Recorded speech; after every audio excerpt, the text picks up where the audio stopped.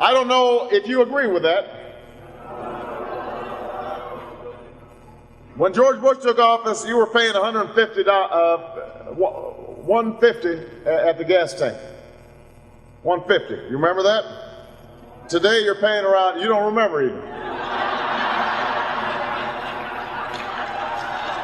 That's what it was.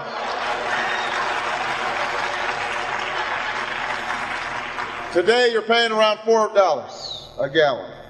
Back then you were paying $875 a year on electricity bills. Today you're paying around $1,100. Back then you were paying about $900 for heating oil to get you through the winter. This winter you're likely to pay nearly $2,500. I'm going to help you.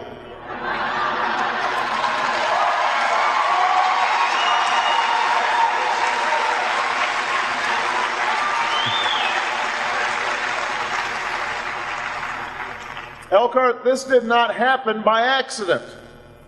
It happened because for too long we've had a real energy problem but no real energy solutions. We haven't had an energy plan. We've got an oil company plan. We've had a gas company plan. We haven't had a plan that makes sense for the American people. So if Senator McCain wants to talk about how Washington is broken, that's a debate I'm happy to have, because Senator McCain's energy plan reads like an early Christmas list for oil and gas lobbyists. That's no wonder, because many of his top advisors are former oil and gas lobbyists. Instead of offering a plan with significant investment in alternative energy, he's offering a gas tax gimmick that will pad oil company profits, promises to give you 30 cents a day for 90 days, that's about $28 in savings, half a tank of gas. But in reality, that assumes that gas companies, oil companies, are actually going to pass on those savings to you. Do you really believe that that's going to happen? No. That's why Washington's broken, because we offer gimmicks instead of solutions. Instead of supporting my plan to use the windfall profits of oil companies to help you pay rising costs, John McCain's offering $4 billion in additional tax breaks to oil companies like ExxonMobil. Now keep in mind, ExxonMobil made the largest quarterly profit in the history of the United States last quarter, almost $12 billion. That's why Washington's broken. Instead of offering a comprehensive plan that will lower gas prices, the centerpiece of his entire energy plan is more drilling. Now, George Bush's own energy department will tell you that you will not see you won't see a drop of oil from offshore drilling for 7 years. 7 years, and that even when full production is gone, 20 years from now, it would make just a marginal difference in terms of the price of gas.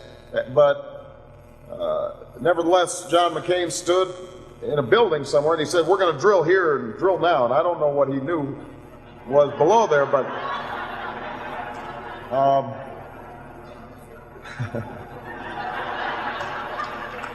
but I tell you,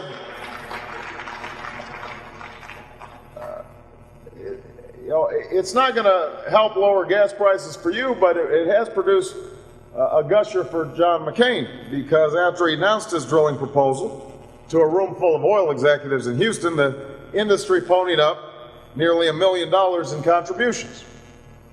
That's the kind of special interest-driven politics that has stopped us from solving our energy crisis, and that's why Washington's broken. So I know that Senator McCain likes to call himself a maverick, and the fact is there have been times where in the past he did show some independence, but the price he paid for his party's nomination has been to reverse himself on position after position, and now he embraces the failed Bush policies of the last 8 years, the politics that helped break Washington in the first place. And that doesn't meet my definition of a maverick. You can't be a maverick when politically it's working for you, and then not a maverick when it doesn't work for you and you're seeking your party's nomination. And by the way, while we're on the subject of Senator McCain contradicting himself, a few days ago somebody asked me what they could do personally to help America save energy. So I said something that some of you have heard, which is all of us could get better gas mileage and save oil in the process just by keeping our tires inflated. Turns out the experts agreed. Turns out that we could save 3 to 4% on our total oil consumption just by keeping our cars tuned up, inflating our tires. Senator McCain and the Republican National Committee, though, mocked the idea. They've been going around sending tire gauges to reporters saying Barack Obama's energy plan. Well, that sounded clever, except last night, after all that, Senator McCain actually said he agreed that keeping our tires inflated was a good idea.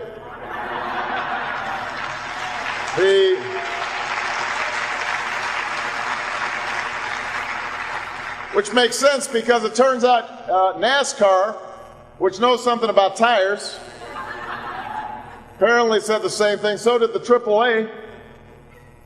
And so in the coming days, it's going to be interesting to watch this debate between John McCain and John McCain.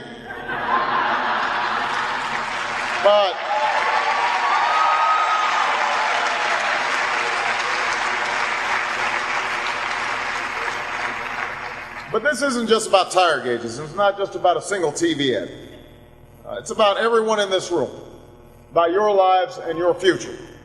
Because you know that what we've been doing for the last 8 years has not worked. That's the essence of this election. Are we going to keep on doing the same things that we've been doing, the same policies and the same politics, or are we going to decide that we're actually going to do something different?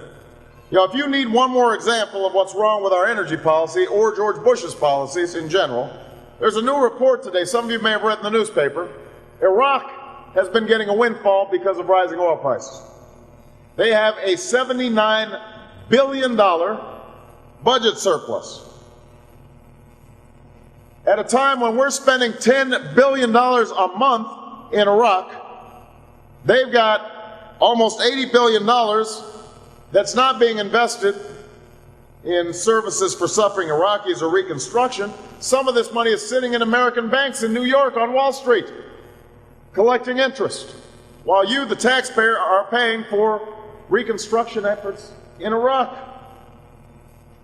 That's why we've got to bring about fundamental change.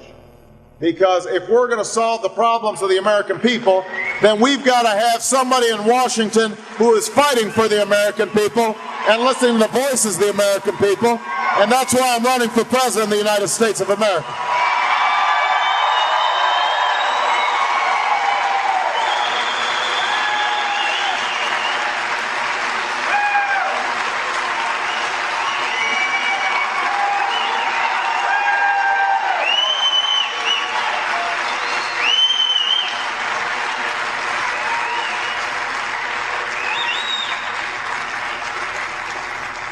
Let me mention just a few things that we're going to need to do.